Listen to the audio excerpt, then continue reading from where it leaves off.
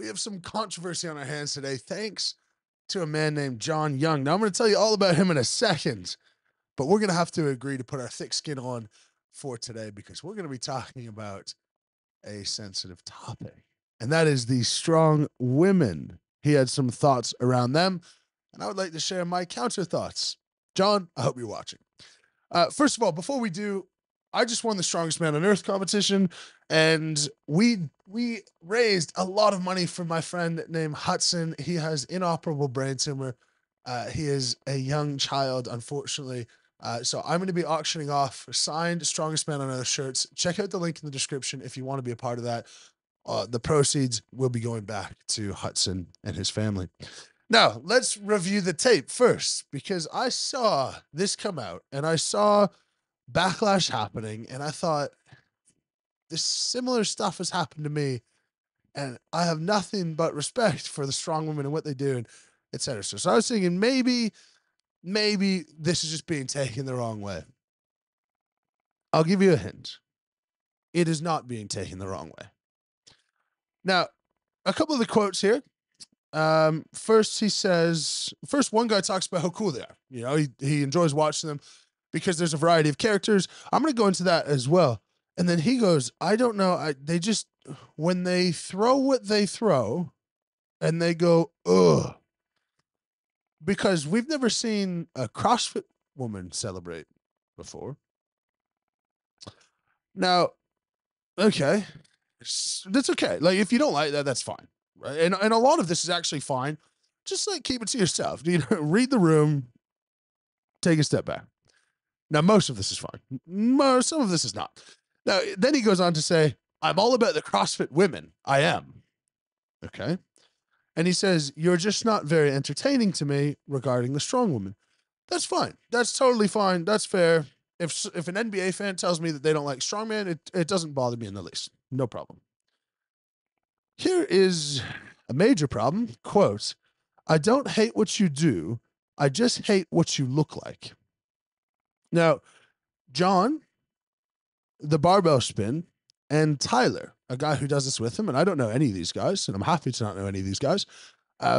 His friends thought it was quite funny, and they've all kept it up on their social media despite some backlash. So, you know, first of all, if I was a CrossFit woman looking at these guys, looking at this podcast, I certainly wouldn't be thinking anything positive about them.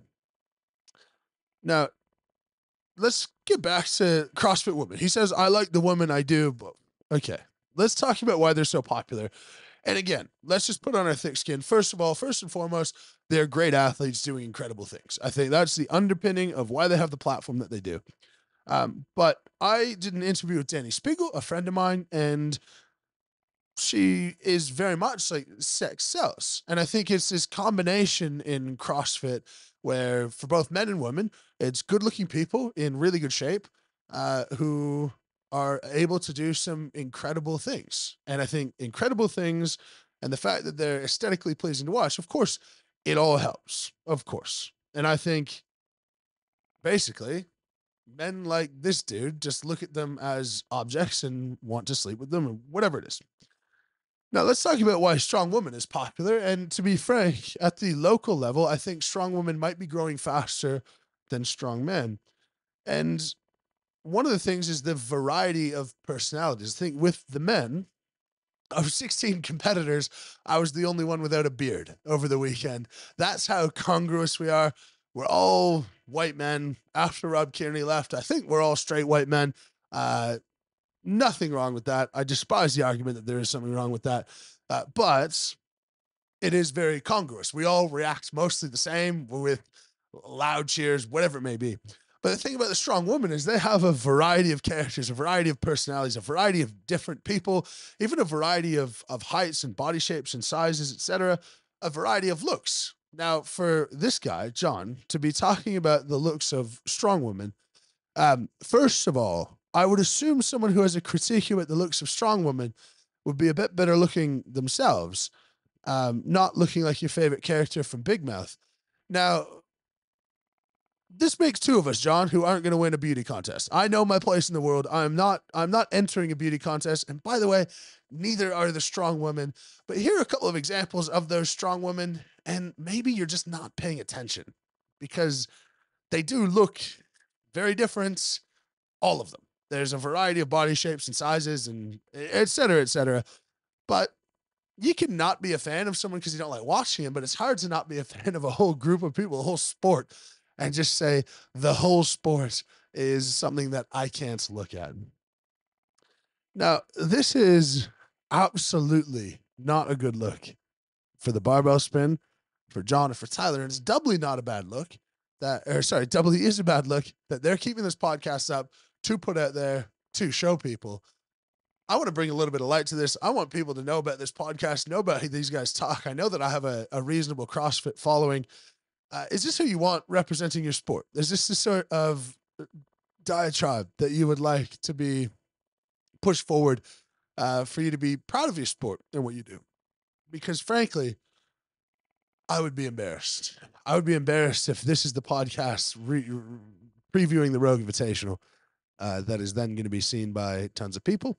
And if those guys are at the Rogue Invitational or they're at other events, and your reputation is surely going to take a hit.